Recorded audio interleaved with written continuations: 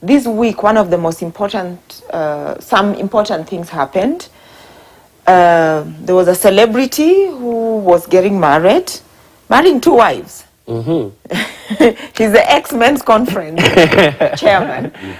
Apparently, he spent 70 million on the wedding. And on the other hand, the same day, literally, we had the Kenya Chief of Defense, who was getting married in a very simple ceremony that he specifically had asked for. So I'm sure everybody had time to analyze this. So I wanted us to discuss what are the powerful lessons we may have learned from the wedding and then the funeral. Maybe we start with the wedding. For me, the wedding, I would say this. One thing is that I think even a lot of people, what we do is we spend a lot of time preparing for the wedding and not preparing for the marriage.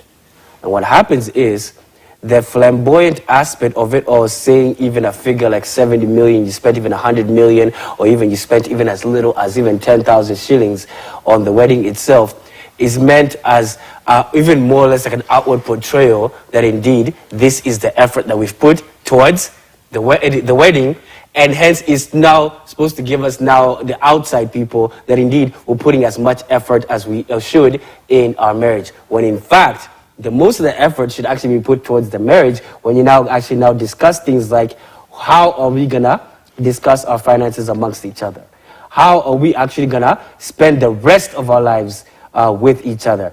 Because when a lot of our efforts now are spent in the wedding and the wedding is now done, you see, we're talking about it in past tense, but guess what's going on right now? The marriage. The headache of knowing that indeed this individual is now with me permanently for the rest of their lives. So now the question is this: are you willing to spend more time preparing for the wedding or preparing for the marriage?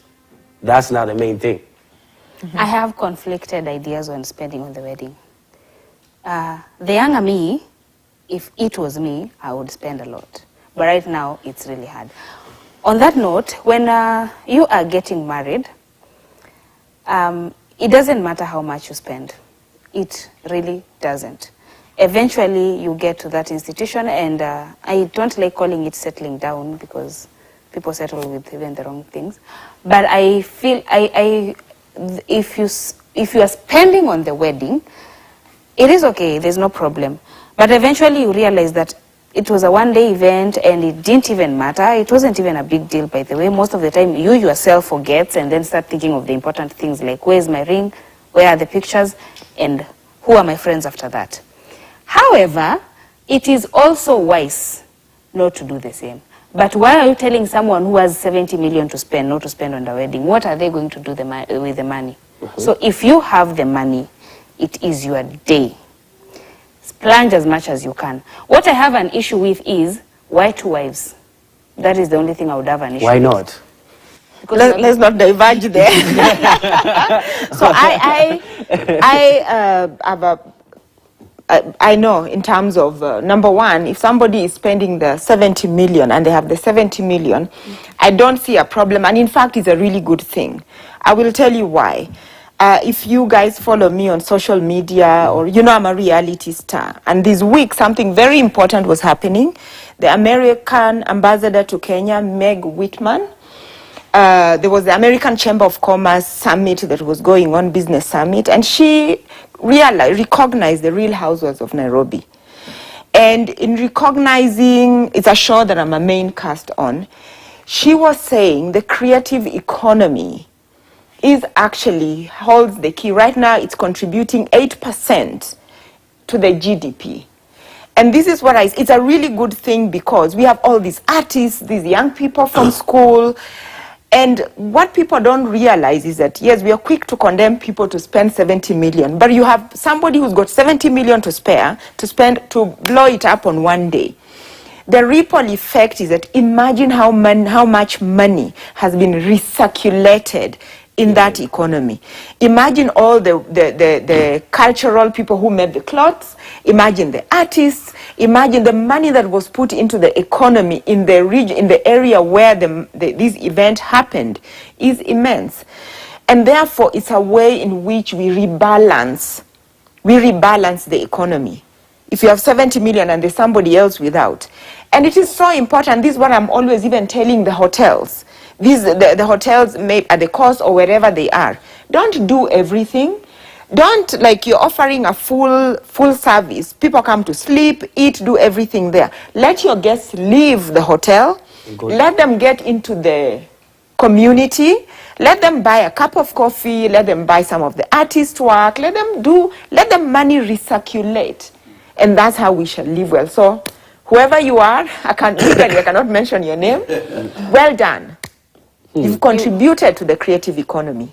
Interesting. Yes. CEO, what do you say? I think, first of all, I have two issues with the wedding. One is that the gentleman married one wife. So he's just doing a political roundup. And it's good to hype the crowd. The gentleman did not marry two wives. He married one wife. And it's a wife he's always had. So he was just going to pay dowry. So most of these things, I doubt whether it was 70 million.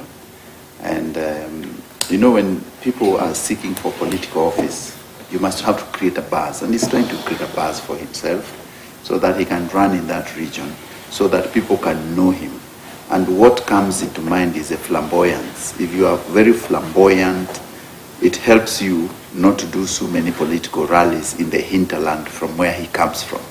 So one, I'm sure he didn't spend 70 million on that, what you call a stadium wedding. It wasn't a stadium wedding, it was just the vows they exchanged, and this is the person they were already with. Number two, it's also good that people out there know that the gentleman was not marrying two wives, he was just marrying his wife. But for political reasons, he wanted people for the attraction of the audiences and the crowd and the vibe. And so he had to bring all that. But it is good if you have 70 million, as Dr. C says, spend it so that people can get the money. I guess so. Do you? And what about the funeral aspect?